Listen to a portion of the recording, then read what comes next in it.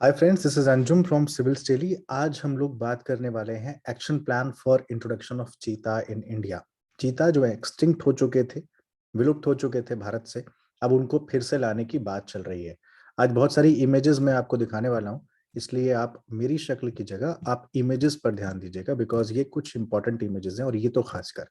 ठीक है, तो आज हम लोग फटाफट से इसके बारे में बात करेंगे। आप सिविल स्टडी का रिचुअल्स आप जानते ही हैं, है ना। बर्निंग इशूज से लेकर डेली एमसीक्यू, करंट अफेयर्स वगैरह वगैरह रोज आपके लिए आता है। अगर चैनल सब्सक्राइब नहीं किया तो सब्सक्राइब कर लें और नोटिफिकेशन बेल को ऑन रखना मत भूलिएगा। प्रीलिम्स के लेवल पे यस इट इज इम्पॉर्टेंट आपके लिए हो जाता है कि वल्नरेबल है या नहीं, आईयूसीएन का स्टेटस से लेकर कहाँ कहाँ मिलते हैं, एशियाटिक और अफ्रीकन चीताज में क्या अंतर है, चीता और लेपर्ड क्या एक ही होते हैं, अलग अलग होते हैं, बिग कैट्स में क्या क्या आता है, ये तमाम चीजें इंपॉर्टेंट हो जाती हैं। और मिल पे environment action plan in India.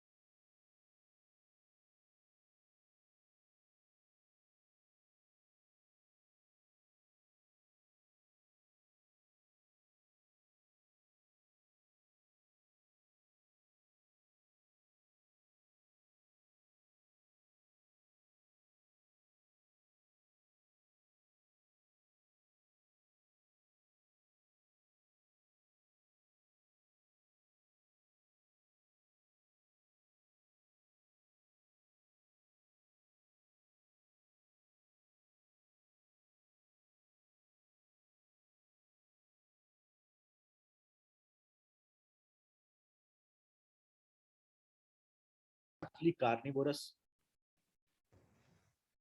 तो लार्जली कार्निवोरस होते हैं, आप जानते हैं। तो with the help of the wild life institute of India और wild life trust of India, ये दोनों इसमें शामिल होंगे। वाइल्ड लाइफ ट्रस्ट और wild life institute of India और मिनिस्ट्री शामिल होगी, और वो ट्रांसलोकेट करेगी 8 से 12 चीतास को साउथ अफ्रीका, नामीबिया और बोत्सवाना से। यानी साउथ अफ्रीका, नामीबिया और बोत्सवाना, ये तीन ऐसी जगह हैं जहां पर चीता बहुत ज्यादा मिलते हैं। अगर आप ये इमेज देख पा रहे हो, ये पूरा डिस्ट्रीब्यूशन दिखाया गया। ये अफ्रीका है, ये आपका इंडिया का इलाका आ गया, और ये आपका यहाँ से पाकिस्तान होते हुए हम लोग ईरान आ रहे हैं, और ये सऊदी अरब, और ये पूरा का पूरा आपका मिडल ईस्ट है ना। तो यहाँ पर माना यह जाता है कि ये जो एरिया है ना, ये हाई डेंसिटी का एरिया, जो एकदम डार्क आपको ब्राउन दिख रहा है, और ये थोड़ा सा लाइटर है, ये मीडियम डेंसिटी। यहाँ पर मिलते हैं, लेकिन डेंसिटी उतनी ज्यादा नहीं है। सबसे ज्यादा डेंसिटी इसी एरिया में है। तो आप कुछ देख पा रहे होंगे, कुछ एरिया यहाँ पर साउथ अफ्रीका का लग रहा है, देन नामीबिया और बोत्सवाना, है ना। और यहाँ पर आप देख पा रहे होंगे डेंसिटी उतनी ज्यादा नहीं है, लो डेंसिटी है। और ये पूरा का पूरा जो एकदम लाइट है, ये पूरी हिस्टोरिकल रेंज है, यानी कि ये उनकी रेंज है। यहाँ पे भी आपको मिल सकते हैं, ये यहाँ तक उनका रेंज आता है। और ये एरिया जो आप देख पा रहे हैं, ये माना जाता है कि केवल ये बहुत ही लो डेंसिटी है, और यहाँ पर बहुत कम आपको चीता देखने को मिलेंगे। तो एशिया और अफ्रीका में, एशिया में केवल ईरान ऐसी जगह पर है, ईरान ऐसी जगह है जहाँ पर चीता मिलते हैं, ऐसा माना जाता है। क्योंकि उसके अलावा किसी ने पूरे इस एरिया में, एशिया में चीता को कहीं एक्सटिंक्ट होने के बाद देखा नहीं है। तो ईरान अकेली ऐसी जगह पर है जहाँ पर आपको एशियाटिक चीता मिलते हैं। एशियाटिक और अफ्रीकन चीता में क्या फ़र्क होता है अभी हम आगे देखेंगे, और इनका आईयूसीएन स्टेटस क्या है ये भी देखेंगे। लेकिन अफ्रीका में बोत्सवाना, नामीबिया और साउथ अफ्रीका, ये जो कंट्रीज़ हैं ये ऐसी हैं जहाँ पर आपको हाई डेंसिटी मिलती है। तो यहीं से 8 से 12 चीता लाने की बात हो रही है, और कहा है कि ये कंट्री में क्योंकि लार्जेस्ट पॉपुलेशन है ऑफ दिस एनिमल है, तो यहाँ से लाना ज़्यादा आसान रहेगा, और ये कंट्रीज़ मान भी गई हैं। लेकिन नामीबिया को इंडिया ने पहले अप्रोच किया था। सॉरी, नामीबिया से पहले इंडिया ने ईरान को अप्रोच किया था एशियाटिक चीता भेजने के लिए, लेकिन ईरान ने मना कर दिया था। ये मैं आपको रीसेंट बात बता रहा हूँ। तो उसके बाद एशिया मना इसलिए भी किया गया क्योंकि एशियाटिक चीता जो है क्रिटिकली एंडेंजर्ड है, कुछ ही बचे हैं, मतलब शायद 55-56 या आई गेस 70 के आसपास नंबर होगा, या 55 टू 70 ऐसे कुछ नंबर है, मुझे एग्जैक्ट नंबर नहीं याद है। इतने ही बचे हैं, और आईयूसीएन की लिस्ट में क्रिटिकली एंडेंजर्ड है, तो उनको लाना, उनको ट्रांसलोकेट करना उनके सर्वाइवल के लिए काफ़ी ज़्यादा दिक्कत हो सकता है। अगर उनमें से 1 या 2 या 4 भी कम होते हैं, तो ये किसी भी एक्सटिंक्ट होती प्रजाति या फिर क्रिटिकल एंडेंजर्ड स्पीशीज़ के लिए बहुत ही खतरनाक साबित होता है, क्योंकि आपको उनको बचाना है, उनको और ज़्यादा वल्नरेबल नहीं बनाना है एक्सटिंक्ट होने के प्रति, है ना? तो अब अंतर क्या है अफ्रीकन चीता और एशियाटिक चीता में? देखिए, अफ्रीकन चीता जो होगा ना, उनका साइज़ जो है वो बड़ा होता है, वो बिगर इन साइज़ होते हैं कंपेयर टू एशियाटिक चीता, और एशियाटिक चीता थोड़े छोटे होते हैं। उनका कलर भी थोड़ा-सा लाइट होता है एशियाटिक चीता का, जबकि अफ्रीकन चीता का कलर भी थोड़ा-सा डार्क आपको मिलेगा। अब 1952 में इंडिया में जब एक्सटिंक्ट करार दिया गया, उससे पहले एक घटना मिलती है, ये आपको दिख रहे हैं महाराजा रामानुज प्रताप सिंह देव ऑफ कोरिया, सुरगुजा। सुरगुजा आज जहाँ पर जिसको हम छत्तीसगढ़ बोलते हैं, उसका वो जगह है ये। तो ये महाराजा रामानुज प्रताप है, ये बॉम्बे नेचुरल हिस्टोरिकल सोसाइटी से इमेज ली गई है, तो उनको कर्टेसी मैं यहाँ पर देना भूल गया हूँ, लेकिन मैं बोल दे रहा हूँ इस चीज़ को कि ये हम लोगों ने वहाँ से इमेज उठाई है, ली है। अ, तो अ, तो महाराजा रामानुज प्रताप सिंह देव, इन्होंने 1947 में 3 एशियाटिक चीता को मतलब शॉट डेड मारा था, शिकार किया था उनका। उस टाइम पे आपको जानते हैं कि ब्रिटिश इंडिया, और 1947 तक जब तक देश आज़ाद हो रहा था या उससे पहले की बात थी, तो शिकार और ये सब चीज़ें बहुत ज़्यादा अपने आप को ऊँचा दिखाने की चीज़ें मानी जाती थी, और राजा-महाराजा ऐसा किया करते थे, है ना? तो इन्होंने 3 एशियाटिक चीताज़ को मारा था, और उसके बाद चीता नहीं देखने को मिले, तो 1952 में एशियाटिक चीता को एक्सटिंक्ट डिक्लेयर कर दिया गया। तो यही हैं वो महाराजा रामानुज प्रताप सिंह, ठीक? इनके दर्शन भी आज आपको हो गए, और इन 3 चीता के भी दर्शन हो गए, जो अंतिम थे। चलिए, एक्शन प्लान जो इंट्रोड्यूस हुआ है उसमें कहा गया है कि इनको जो लेकर आया जाएगा, अ, उनको हम लेकर आएँगे कूनो नेशनल पार्क में। कूनो पालपुर नेशनल पार्क कहाँ पर है? मध्य प्रदेश में है। वहाँ पर इनका सूटेबल हैबिटेट देखा गया है। पूरे की पूरी टीम काफ़ी समय से वहाँ पे बात चल रही थी कि वहीं पर उनको लाके एशियाटिक चीता, अफ्रीकन चीताज़ को वहाँ पर लाके रखा जाएगा। अफ्रीकन चीता और एशियाटिक चीता में अंतर हम लोगों ने देख ही लिया था। ये चीता की रेंज है पूरी की पूरी, और ये पॉसिबल रेंजेस ये मैंने पिछली उसमें भी दिखाई थी।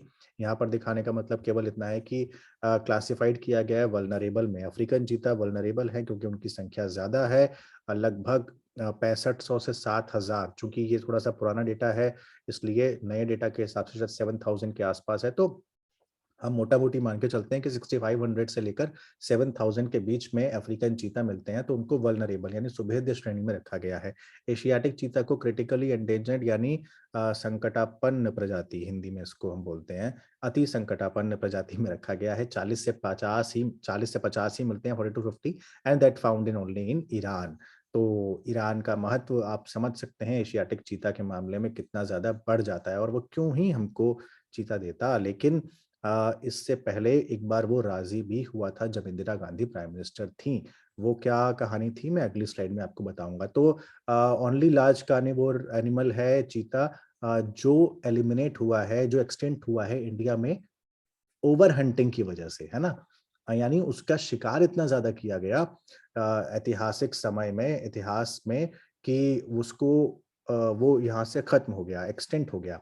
Now hunting, diminishing of their habitat, non availability of enough prey में क्या-क्या आता है, यानी उनके शिकार में क्या-क्या आता है, अ, जिसको ब्लैक बग बोलते हैं वो है, गज़ल है, हेयर है।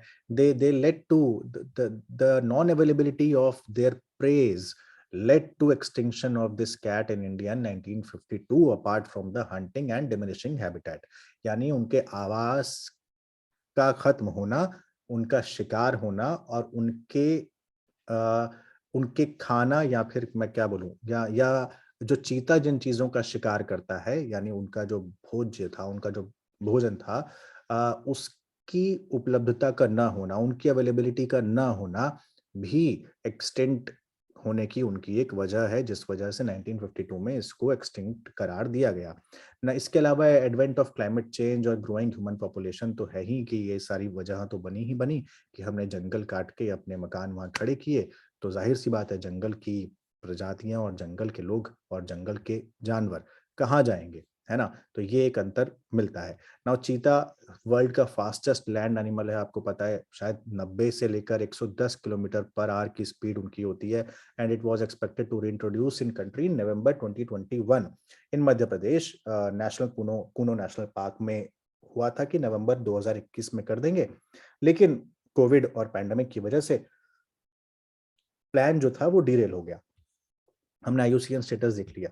ठीक है, अब मैं आता हूँ ज़रा थोड़ा-सा और पीछे चलते हैं। 1970s की बात है, इंदिरा गांधी की सरकार थी और उस समय पर Indira Gandhi was very keen to bringing back the cheetah to India, and department of environment that time formally wrote to Iranian government. Iran में शाह गवर्नमेंट थी, शाह ऑफ ईरान थे, और उनसे रिक्वेस्ट किया कि भाई एशियाटिक चीता को आप रीइंट्रोडक्शन के लिए भेज दीजिए। Apparently Indira Gandhi received a positive response from Shah of Iran. Unfortunately फिर भारत में इमरजेंसी लागू हुई, और उसके बाद शाह की जो सरकार थी, शाह जो पावर में थे ईरान में, वो भी वो भी मतलब सत्ता से हट गए, और उसके बाद जो टॉक्स थी वो बीच में रह गईं, और इमरजेंसी के बाद तो आपको सारी चीज़ें पता ही हैं, है ना? तो 1970s का जो प्लान था ये कामयाब नहीं हो सका, कामयाब होते-होते रह गया, वरना इंट्रोडक्शन ऑफ चीता वो पहले ही हो गया होता। अभी जो प्लान है फिर से जो लागू होने वाला है, जिसके तहत 50 चीता अगले 5 साल में भारत आने वाले हैं। तो इस प्लान के तहत चीता का जो ट्रांसपोर्टेशन होगा वो इस तरीके से होगा कि बोत्सवाना, नामीबिया और साउथ अफ्रीका से इनको ट्रांसपोर्ट किया जाएगा एयर के थ्रू, एयर टू इंडिया, और उसके बाद बाय ट्रक इनको लाया जाएगा एयरपोर्ट से लेकर कूनो वाइल्ड लाइफ सेंचुरी तक। तो ये इनका पूरा प्लान है, जो कि एक्शन प्लान के तहत बताया गया है।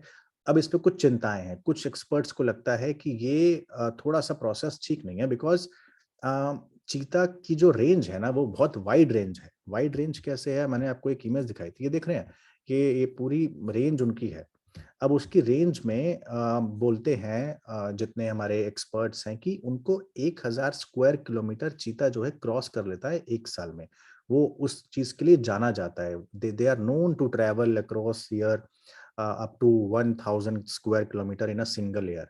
नाउ इंडिया के जो नेशनल पार्क्स हैं या इंडिया के जो वाइल्ड लाइफ सेंचुरीज हैं, जितनी भी हैं, अफ्रीका के मुकाबले उतने इंडिया के पार्क्स का जो एरिया है वो स्मॉलर है, जबकि अफ्रीका का पार्क्स का एरिया जाहिर सी बात है वहाँ पे ज़्यादा है। अब उस अगर उनको कम मौका मिलेगा घूमने फिरने का, और अगर कम उनकी वो होगी, ट्रैवलिंग कम होगा, तो किस तरह से काम हो पाएगा, ये मतलब थोड़ा-सा एक मतलब कंसर्न कंसर्न है, ये एक चिंता का विषय है, क्योंकि उनको फ्री मूवमेंट के लिए बहुत ही कम चांस मिलेगा। सॉरी, मैं बीच में थोड़ा-सा एक फ़ोन आ गया था, इस वजह से बीच में थोड़ा-थोड़ा कहीं का कहीं शायद मैं कुछ बोल रहा था। तो इंडियन पार्क थोड़े-से छोटे हैं, तो उनको फ्री मूवमेंट के लिए कम चांस मिलेगा, ये एक रीज़न कुछ एक्सपर्ट्स को लगता है। लेकिन ऐसा नहीं है कि इसमें रिस्क ही रिस्क है। ये ईज़ी टास्क नहीं है, लेकिन डिफ़िकल्ट भी नहीं है, बिकॉज़ ऐसा हुआ है, ये रेयर नहीं है। 2017 में 4 चीता मालावी में रीइंट्रोड्यूस किए गए थे, जहाँ पर ये एक्सटिंक्ट हो चुके थे लेट 1980s में, और वो सक्सेसफुल रहा। तो ये ऐसा नहीं कह सकते कि कंसर्न है तो उसका हल नहीं है, उसका हल भी मतलब एक्शन प्लान के तहत कुछ ना कुछ निकालना पड़ेगा। चलिए, अब आपको एक कन्फ्यूज़न होता होगा कि चीता और लेपर्ड क्या एक ही होते हैं, है ना? हम स्नो लेपर्ड की बात करते हैं, लेपर्ड की बात करते हैं। अफ्रीका और एशियाटिक चीता की बात करते हैं, तो क्या वो दोनों एक ही होते हैं, अलग-अलग होते हैं? तो ये होते हैं अलग-अलग। कैसे होते हैं? आइए देख लेते हैं फटाफट से। ये आपको दिख रहे हैं, ये क्या है? ये है चीता, है ना? और ये है क्या? ये है लेपर्ड। इन दोनों में फ़र्क क्या है? इन दोनों में फ़र्क ये है कि एक तो मार्क्स का फ़र्क होता है। ये स्पॉट्स आप देख रहे हैं, ये ज़्यादा डार्कर हैं, है ना? आप देख पा रहे होंगे और ये पूरे फेस पर है। चीता के फेस पर एक टियर लाइन होती है। ये लाइन देख रहे हैं आप, ये आपको यहाँ नहीं मिलेगी। है ना? टियर लाइन नहीं मिलेगी। इनका वेट भी वेट में भी अंतर होता है। स्पीड आपको पता है चीता की ज़्यादा होती है। इनके जो पैरों के पंजों के निशान होते हैं, चीता के एकदम अलग होते हैं और लेपर्ड के एकदम अलग होते हैं। और इनकी जो टेल होती है उसमें भी काफ़ी फ़र्क रहता है। एक की टेल मुड़ी हुई रहती है, एक की टेल थोड़ी-सी सीधी रहती है, हालाँकि लंबी होती है। तो ये कुछ अंतर हैं, लेकिन जो मेन अंतर होता है वो होता है फेस का। अब इतनी पास से जाके कभी मत चेक कर लीजिएगा, पास जाके कि किसका फेस किसके में टियर लाइन है तो वो चीता होगा, जिसके में नहीं है तो वो लेपर्ड होगा, ऐसा नहीं है, ठीक है? तो ये मूल अंतर है फेस में टियर लाइन का और स्पॉट्स का। तो ये था आज का पूरा एक्सप्लेनर जिसमें हम लोग बात कर रहे थे कि रीइंट्रोडक्शन कैसे होगा चीता का इंडिया में और कहाँ पर होगा। कूनो नेशनल पार्क के बारे में आप क्या जानते हैं? मुझे प्लीज़ कमेंट बॉक्स में बताइए कि कूनो पालपुर नेशनल पार्क मध्य प्रदेश में जो है, उसके बारे में वो कब नेशनल पार्क बना था, उससे पहले वो क्या था और वहाँ पर कौन-कौन से और स्पीशीज़ मिलते हैं? ये सारी जानकारी आप मुझे बताइए और आपको ये प्रोग्राम कैसा लगा ये भी मुझे ज़रूर बताइए। तो बहुत-बहुत ख़्याल रखिए, बाहर जा रहे हैं तो प्लीज़ मास्क लगाइए, सोशल डिस्टेंसिंग का पालन करिए, हाथों को सैनिटाइज़ करते रहिए। अ, और अगर चैनल सब्सक्राइब नहीं किया है तो प्लीज़ सब्सक्राइब भी ज़रूर करें। थैंक यू सो मच, बहुत शुक्रिया।